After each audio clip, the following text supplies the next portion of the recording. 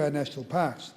And I might point out that there are real opportunities to be garnered here because of the way in which we've entered joint management arrangements, particularly Kakadu, Uluru, and the reason why that's important is because it gives a primary interface with Aboriginal people in those parks and gives primacy to their cultural heritage concerns and makes them important sites in their own right.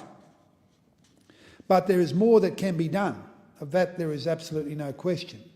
And I think as we enter these discussions further about the attributes of World Heritage Listing and the importance of our parks and the importance of joint management and understanding the cultural and heritage values of these parks, that what we need to understand is we have got a greater capacity than we currently exercise to engage with local communities and local community members and traditional owners, in this case in both Uluru and Kakadu.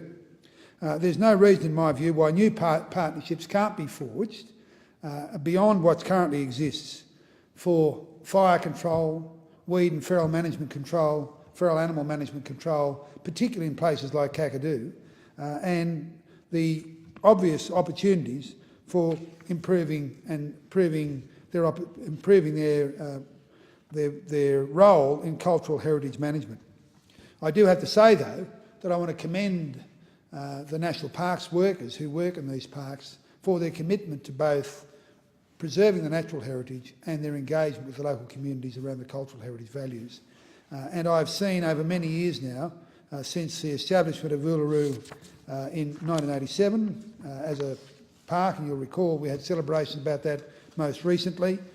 Under the Aboriginal Land Rights Act, the land claimed, won back, and then leased back to the Commonwealth for the benefit of the nation. As has happened in Uluru and in Kakadu as well,